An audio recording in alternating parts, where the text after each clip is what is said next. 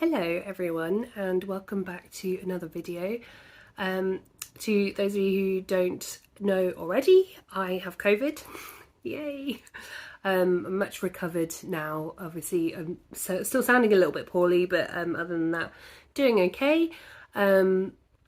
But the good thing is because I can't do anything outside of the house, it has given me a lot of free time to do some video editing, and one of the videos I'm most keen to get up is my videos about Kew Orchid Festival 2023.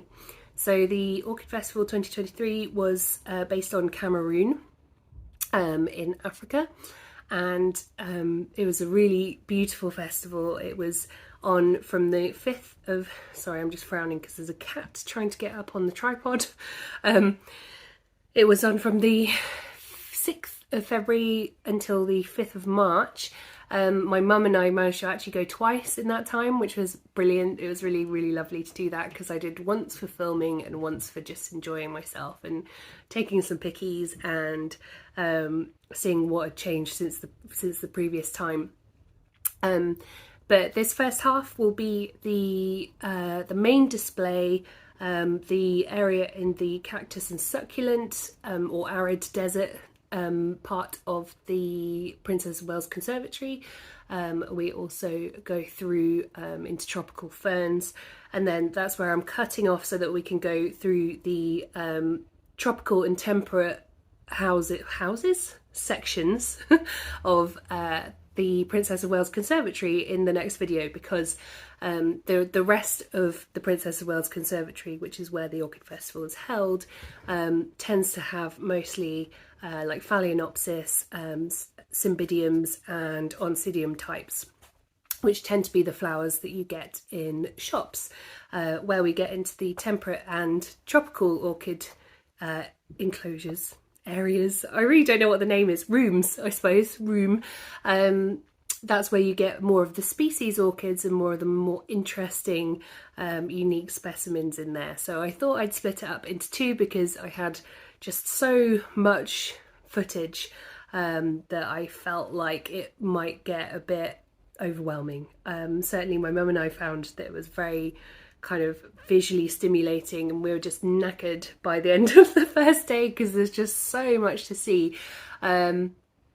So yeah, I will not waffle anymore. I think it's best if we get straight into it, and then we'll come to a close before we finish. Oh, also in the video I have blonde hair. I have now changed my hair again because I didn't dislike the blonde, it just didn't feel like me. So I'm back to my more authentic self, I feel, with some brightly coloured hair. So loving that. So yeah, let's get into it. Good morning. We are at Kew Gardens for the Kew Orchid Festival. This year it's in Cameroon. I'm just going to skip forwards, and here is the palm house. Much like last year, I'm here with my lovely mum, and she doesn't want to be on camera, so there we are. So I'm just going to go around, and much like last year, we'll go through some of the orchids and maybe do a little bit of narration and go from there. But yeah, it's lovely, it's nice, not too cold, a little bit crisp and warm, and we've got some sunshine, so yeah, it's lovely. Look at that view of the palm house, beautiful. Okay, so here we have first come into the Princess of Wales Conservatory, and we are in the desert area. And they always have this nice little display in the corner, but this dendrobium, which is actually quite incredible when it's in bloom, is not in bloom, but it's quite something when it is. We have a couple of little sort of Oncidium types, and their nice little display that they do. What I really like about the Princess of Wales Conservatory cactus and succulent selection is is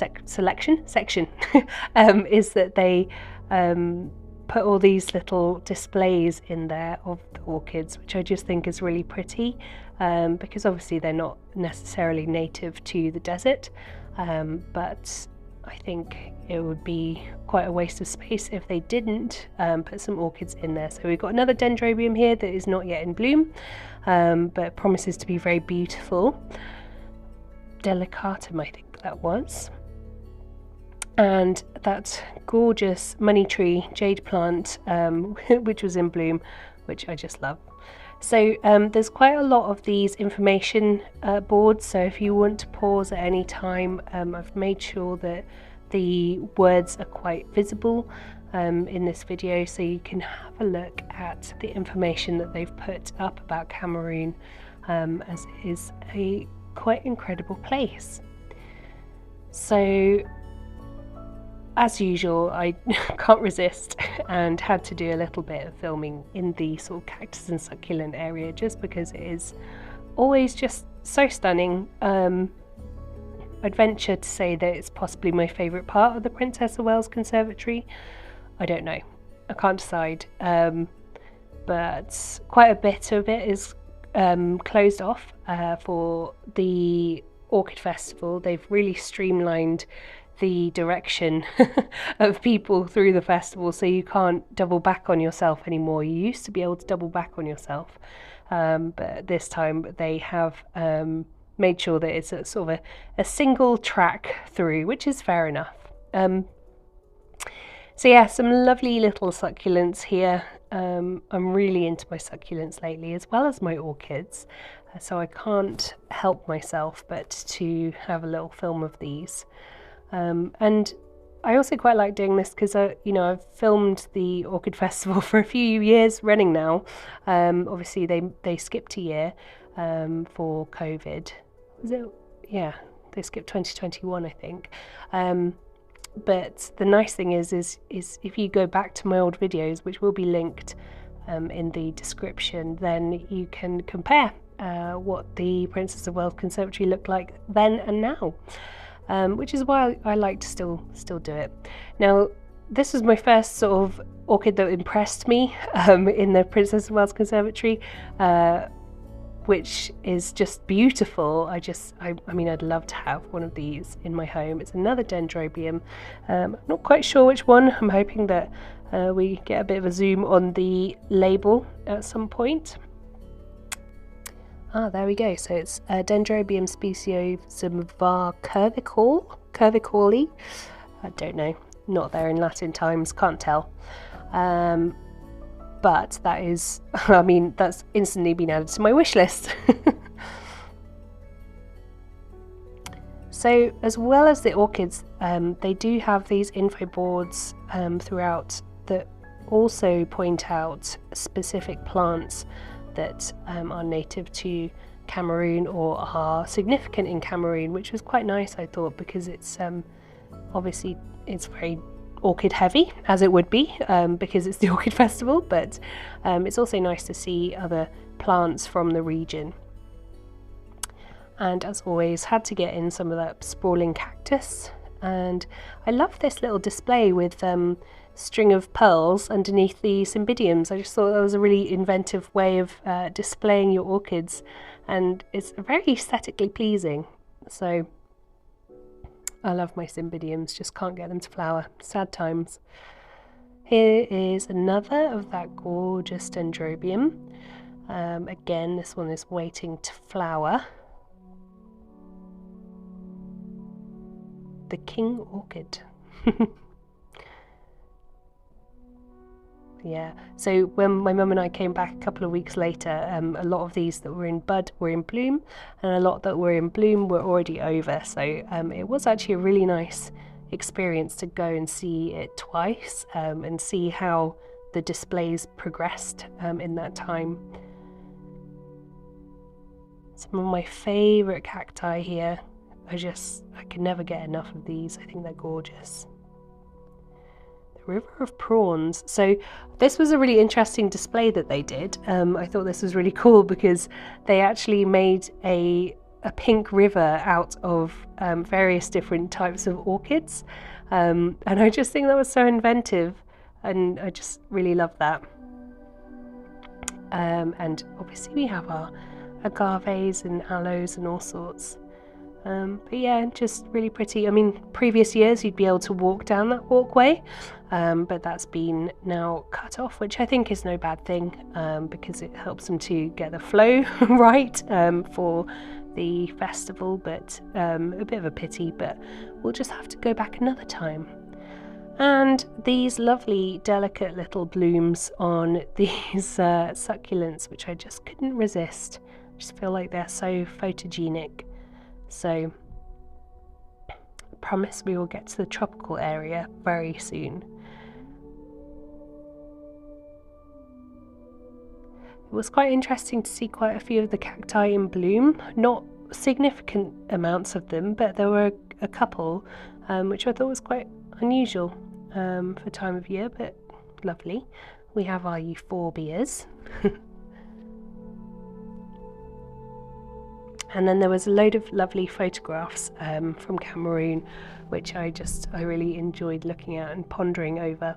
Now we have that lovely heliconia, which is just stunning, and then they've kind of made like a little wall out of orchids, which is just so beautiful, and it's so much nicer than something just being kind of chained off so that you can't access it. But yeah, I love this heliconia, beautiful.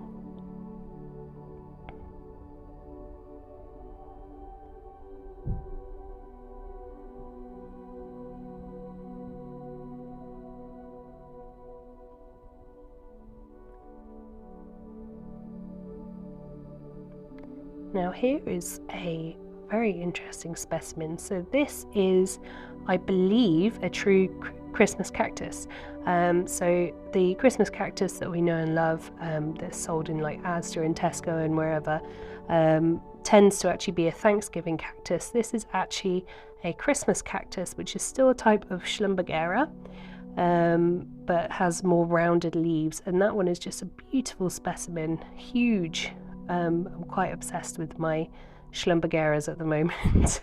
So yeah, that's my unhealthy obsession for the time. Now, unfortunately, the forest fireball lily was not actually open for the filming. It's in this pot here, but I just think what a beautiful flower that must be. Part of the Amaryllis family, which is quite cool. I also really like this display of black Anthuriums and yellow Phalaenopsis. I just thought it was really striking.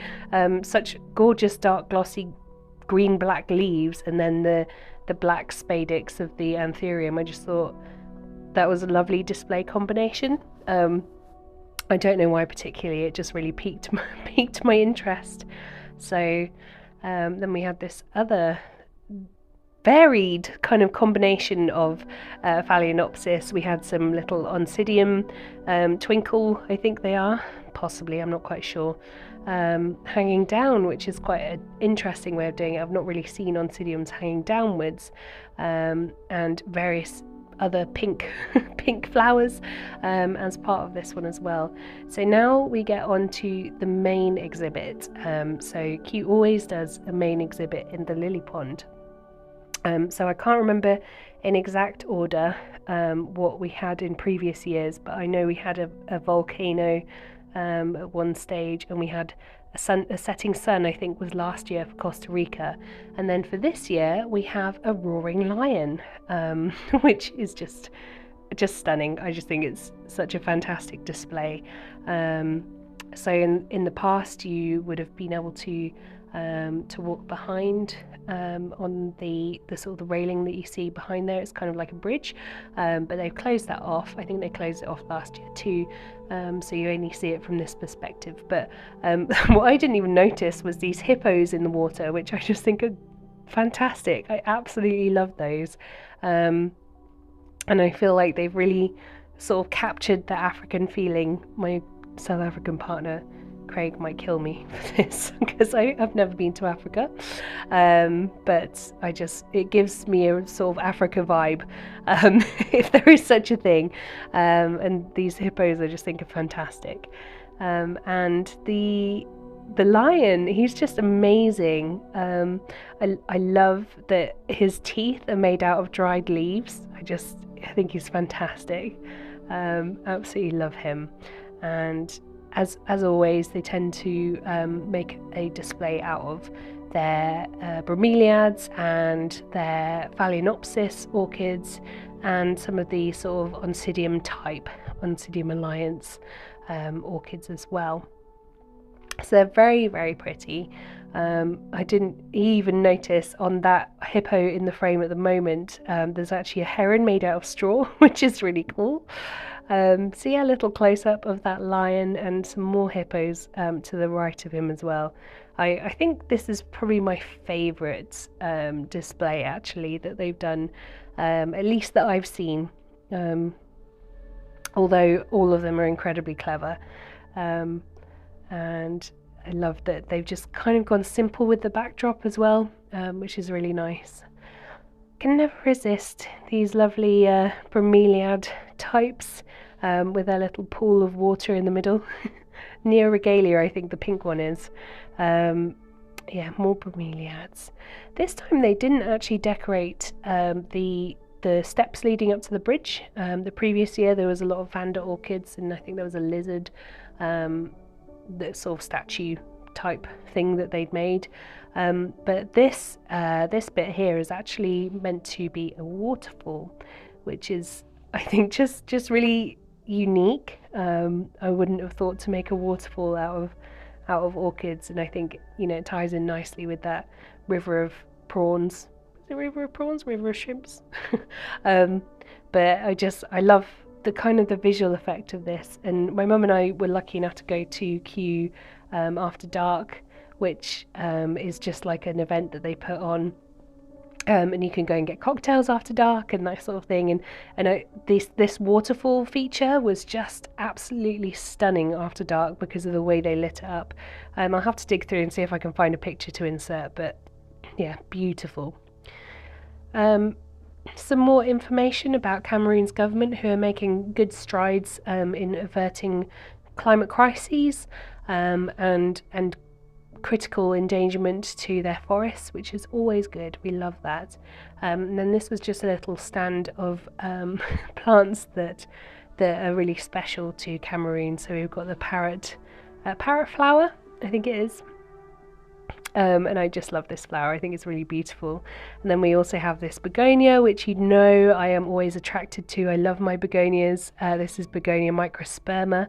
I think he's very cool. And then we've got our Vandas. Yeah, can't say no to a Vanda. We love the Vandas. So yeah, so here's the information about the begonia and the parrot plant. It was parrot plant. Just such a cool flower. Such a cool flower. As always with these arches, I really struggle to film them because I try my best not to get anyone's faces in these videos, because I just think it's quite intrusive.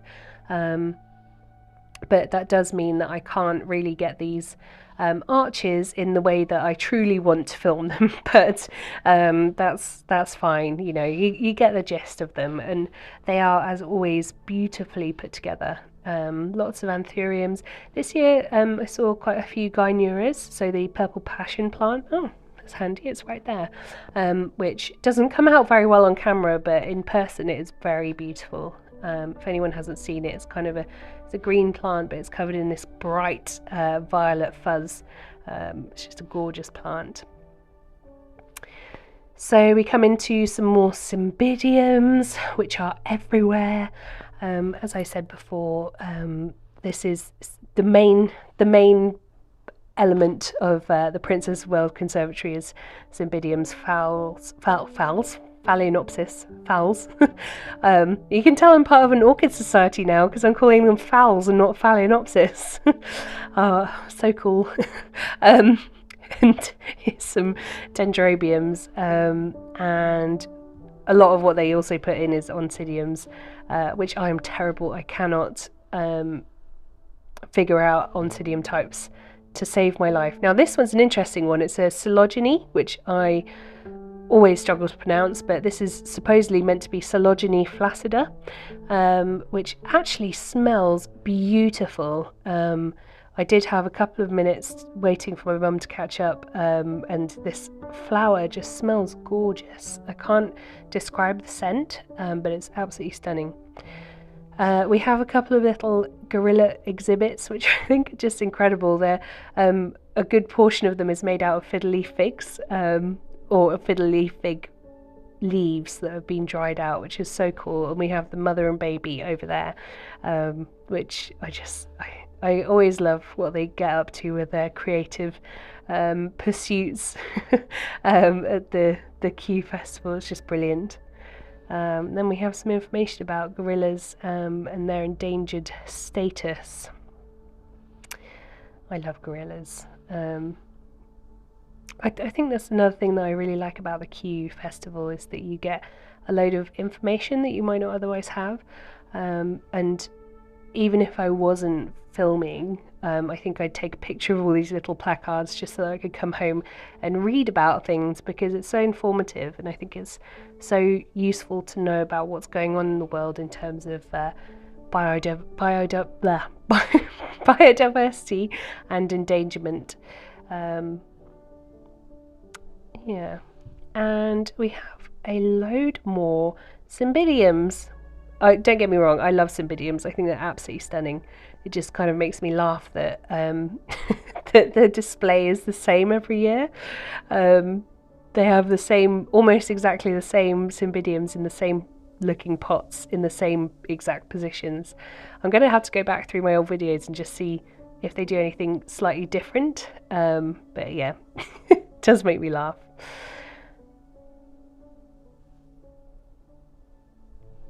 So important plant areas, IPAs. I did have to do a double take because I do like myself an IPA beer, but India Pale Ale. But important plant areas, I'm also behind, of course. Maybe do both. So they tend to have a lot of this Lochmarrie hybrid of Cymbidium. I'm not sure exactly where that is from. I presume it's from a place. Someone has named it from that place, but a lot of these are Lochmarrie types, whatever that means. But they're very pretty, very pretty. I just wish I could master them.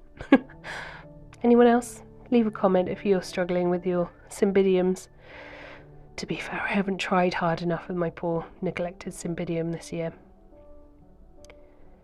So I didn't even realise this one was a Cymbidium, because I thought they were all in this kind of 5-point form, but it turns out they can sort of have like a spidery form as well.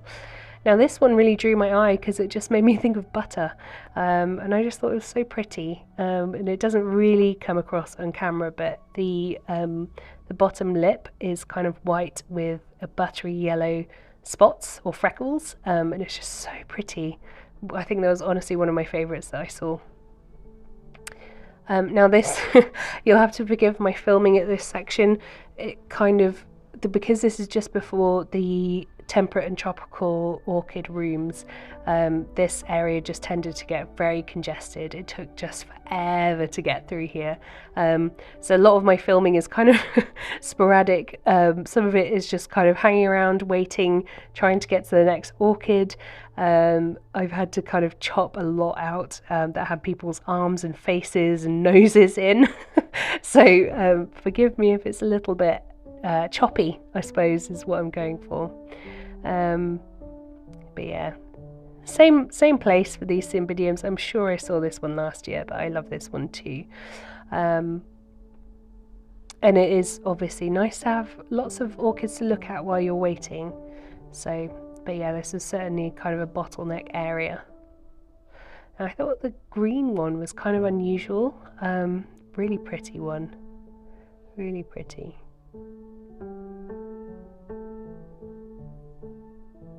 What's your favourite? Tell me in the comments.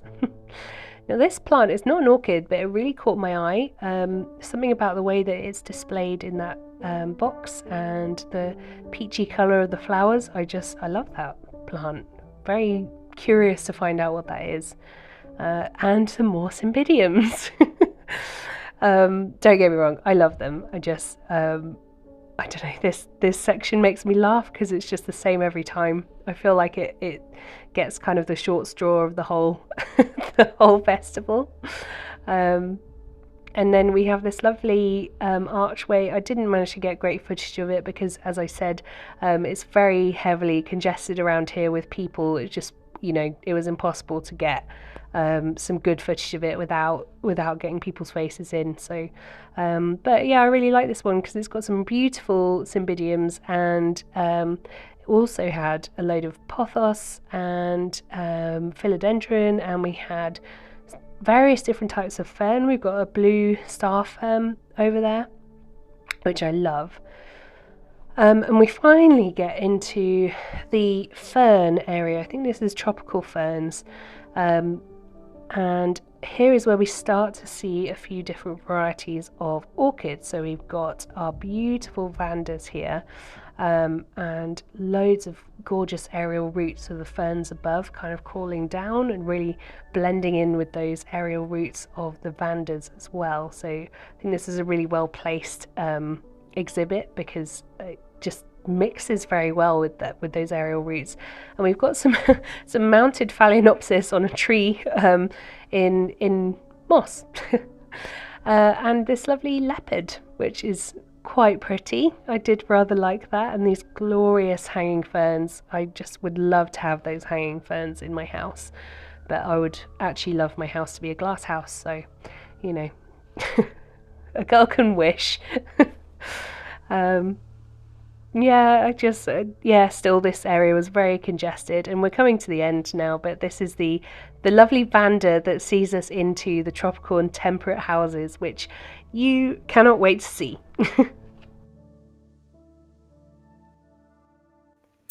Okay, so that is where we're going to finish off for today.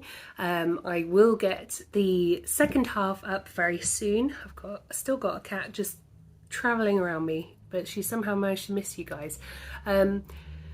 So yes, we'll do a second half of this video for the tropical and temperate orchid rooms, and those are where the real fun stuff is. So I hope you make sure that you subscribe if you haven't already, and make sure you look out for the second installment of this video, because it's definitely the best in my opinion, in my humble opinion. But yeah, and hopefully you'll have enjoyed this one, but hopefully you'll enjoy that one too. So yeah, and here's to many more videos on a more consistent basis on my channel. Fingers crossed. I know I keep saying it, I still have so much stuff that I've already filmed that I need to edit and make into videos. It's kind of bugging me a bit that it's going to be all completely out of sync and in just completely the wrong order, but maybe that's not such a bad thing. Maybe it's okay. So yeah, we'll get on to the next, well, I'll get on to the next video, and hopefully that will be out within a week. I really hesitate to say these things because it's me, but I really do want to try and get the next video out within a week, so keep your eyes out, and I hope to see you there. Bye folks, thanks for watching. Here is the cat tax.